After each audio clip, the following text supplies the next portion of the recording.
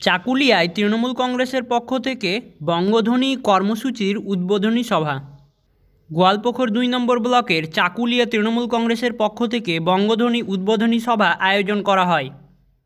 এই সভার সাংবাদিক বৈঠকে চাকুলিয়া তৃণমূল কংগ্রেসের কোঅর্ডিনেটর মিনহাজুল আরফিন আজাদ জানিয়েছেন, বঙ্গধ্বনি অর্থাৎ মাননীয় মুখ্যমন্ত্রী মমতা ব্যানার্জির যে সমস্ত মানবিক প্রকল্প রয়েছে সেগুলি সাধারণ মানুষের কাছে গিয়ে ব্যাখ্যা করা। তিনি সংবাদ মাধ্যমকে এও জানান যে তৃণমূলের নেতৃত্বে চাকুলিয়া খাদ্য, স্বাস্থ্য ও শিক্ষায় চাকুলিয়া আগের থেকে অনেক এগিয়ে রয়েছে। এছাড়াও চাকুলিয়াকে শিক্ষায় এগিয়ে নিয়ে যাওয়ার জন্য একটি কলেজের ব্যবস্থা করারও কথা বলেন। উদ্বোধনী সভায় উপস্থিত ছিলেন তৃণমূল কংগ্রেসের block coordinator Minhajul Arfin Azad, advocate Ekramul Haque, জেলা পরিষদ সদস্য নারায়ণ চন্দ্র সরকার, তৃণমূল জেলা কমিটির সহসভাপতি আব্দুল গনি, শাহিদ সিদ্দিকী, আব্দুস সামাদ কাদরি ও অন্যান্য সদস্যরা।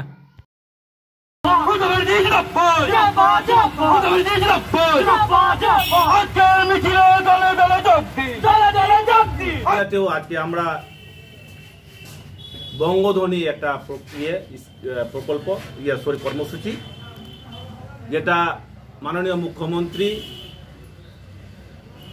ওনার নির্দেশে চাকুলিয়া ব্লক ধ্বনি যাত্রা একটা সূচনা করতে চলেছি।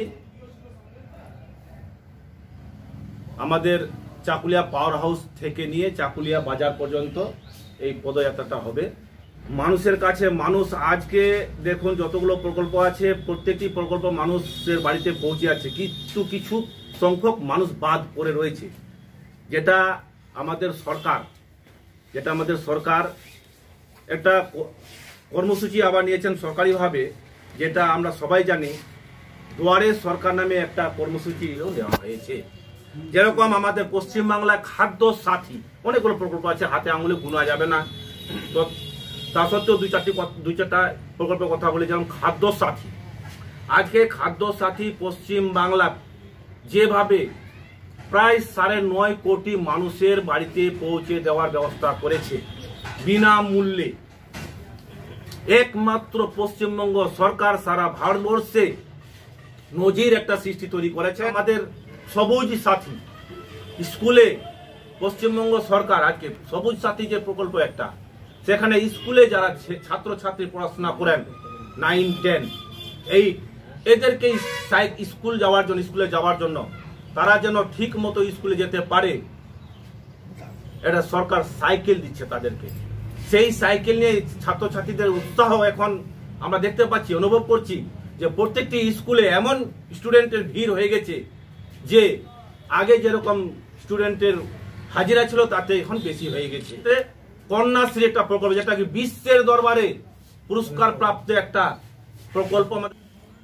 রূপশ্রীটা এটা আমরা বলবো যে মামাটি মানুষের সরকার মমতা ব্যানার্জি এই যে প্রকল্পটি নিয়েছেন, তাতে বিশেষত ভাবো বাৎসরিক যার আয় ১.৫ লক্ষ পর্যন্ত আছে, সেই পরিবারের মেয়ের যদি বিয়ে হয়, তার বয়স যদি 18 বছর এবং বোরের বয়স অর্থাৎ ছেলের বয়স হতে পারে 21 বছর, তারা যে 25,০০০ টাকা এককালীন বিয়ের জন্য পাচ্ছে, এটা একটা মানে কি বলবো, 2 হাত তুলে আশীর্বাদ দিচ্ছে সেই পরিবারকে, যে পরিবারের গরিব পরিবারের মেয়েকে বিয়ে দেওয়ার সময় মা বাবার মাথায় হাত পড়ে যায় যে কি করে মেয়েকে বিয়ে দেওয়া যাবে। কিন্তু সরকার চিন্তা ভাবনা করে দেখলেন যে না, 25,০০০ টাকা যদি দেওয়া যায় তাও এককালীন একটা সাহায্য হবে। সেই সাহায্য অনুরূপে রূপশ্রী প্রকল্পটা পেয়ে আমাদের এলাকার পশ্চিমবাংলার প্রতিটি ওই মা বাবা আজকে খুশি আছেন। এই দিনে আমরা চাইবো যে মমতা ব্যানার্জি আবার আমাদের 21 নির্বাচনে মুখ্যমন্ত্রী হিসাবে আবার আসুক, আমরা সবাই চাইবো। জনগণ বলছে যে আমরা 2 হাত তুলে আশীর্বাদ দেবো ভোটের মাধ্যমে, যাতে করে মমতা ব্যানার্জি আবার 2021 সালে আমরা চাকুলিতে আমরা সেরকম একটা কলেজের দরকার আছে। আপনাদের সঙ্গে আমরাও সহমত, আমরা এটা নিয়ে আমাদের নেতাদের সাথে কথা বলছি, আমাদের ঊর্ধ্বতন নেতৃবর্গের সাথে আলোচনা করছি, বারে বারে আমাদের সবাই আমরা আলোচনা করছি যে কিভাবে একটা কলেজ করা যায়।